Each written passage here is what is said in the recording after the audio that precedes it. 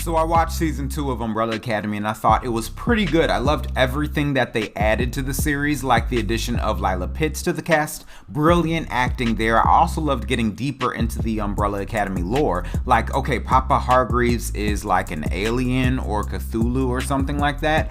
And just having fun with these really likable characters. I like them so much that sometimes I project myself into their lives like, hey David, remember that one time on set when... Wait a minute.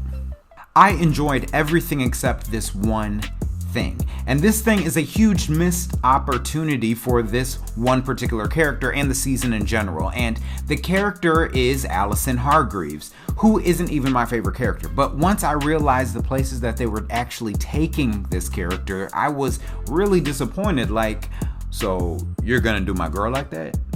Essentially what this missed opportunity amounts to is stripping her character down of any character arc and any significant character growth moments between her and her siblings. It's all because Allison was sent to the past in 1961 in Texas. And she's a black millennial. Do you see where I'm going with this? They sent a black character into the past and made her character arc about the civil rights movement. Yes, it's kind of cliche to make her story about the civil rights movement, but on the other hand, it would be kind of tone deaf for them to ignore the movement entirely in 1961's Deep South America. Touche.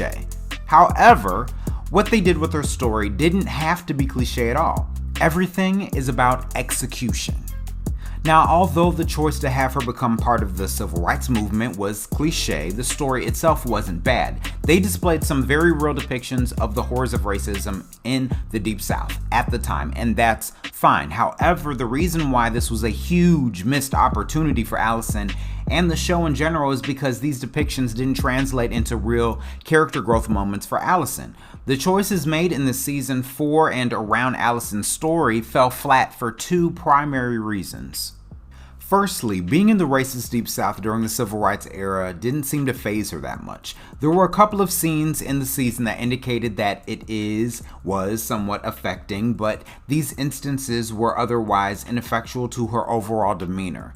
When she was dropped into the past without the ability to use her power, she was immediately confronted with the realities of 1960s racism. Crying, she found refuge in a black salon parlor. But that was pretty much the entirety of her emotional journey as a black person being sent to the past. She did a sit-in, which was very difficult to watch, but her willingness to subject herself to that was more a product of her rebellious spirit as a fighter and a, trained assassin. There is a saying in the black community, black people don't time travel, at least not into the recent past, maybe pre-colonialism, but we're talking about at least a half a millennia back. The reason being, life was terrible for black people back then. So when Allison was dropped into 1961, I would think as a black person and as a writer that she would be a little more affected than, wow, they were really crappy to me just now, and I think I'll join the civil rights movement. It's the right thing to do. I mean, let's look at her character. Her whole character arc in the first season was about the fact that she overused her power selfishly to create an empty life of splendor and excess. But she stopped after she started hurting the people that she loves. I mean, from the time I was little, I used it to get everything I wanted. With Dad, with my career. But now I know nothing in my life was real. Still, this is the life to which she was accustomed. Excess. If I were writing her character, she'd definitely be pissed about being in the racist past and probably pretty focused on getting back to the future to save her dead daughter that's dead now. But if I were to focus just on the black aspects of her story, for the most part, I wouldn't change many of her scenes besides making her angrier. I mean, none of her siblings were particularly mad about being in the past, but her, of all people, should have been at least somewhat mad. Anyway, when she met Five again, instead of greeting him, she'd slap him hard across the face and say, with pain in her eyes, "You left me in the 1960s South for 2 years."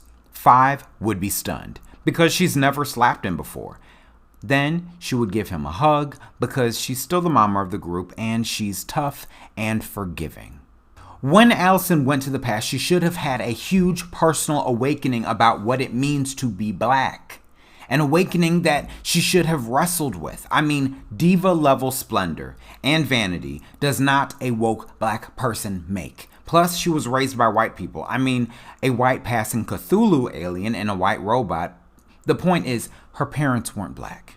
Furthermore, I think the choice to make her part of the civil rights movement is generally curious. Given her knowledge of the past, why was she even motivated to get involved? She knew the movement eventually worked. Why didn't she just bide her time until her brother Five picked her up? I mean, given her lifelong assassin level training, it would have made more sense character-wise for her to be more inclined to follow the black nationalist teachings and Malcolm X as an ideological leader, rather than that of nonviolence, which is distinctly a Martin Luther King philosophy.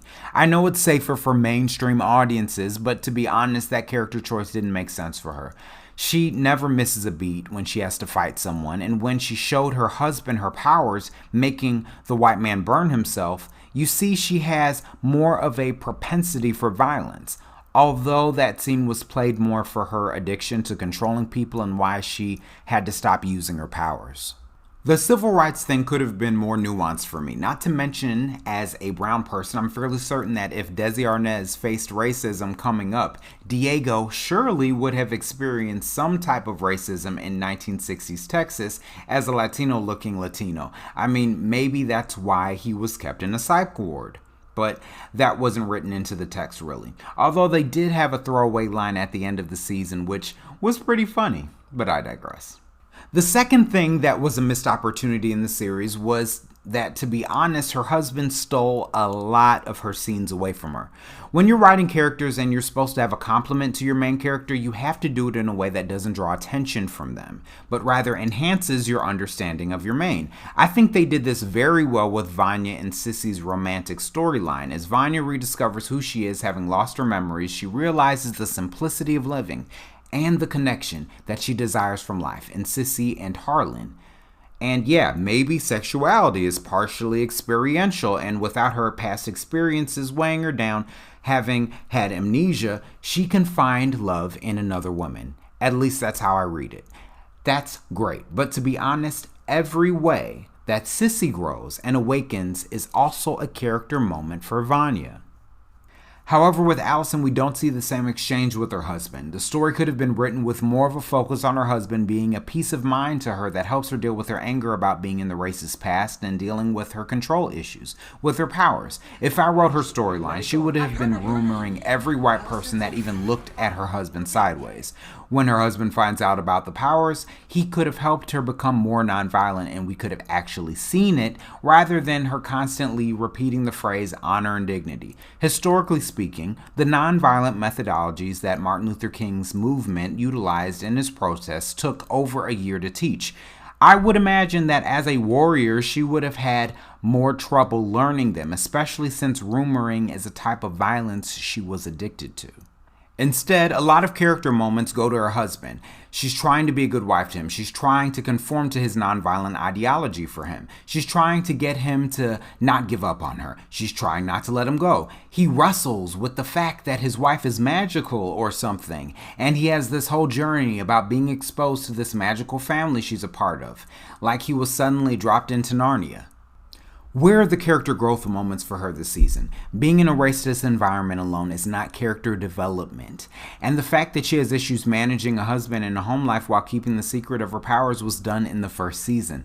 This season could have been about her addiction to her powers, in a similar way that Vanya's powers overwhelmed her. But that didn't fully materialize either. Watching Allison this season was basically like watching someone bide their time, making the best out of a bad situation.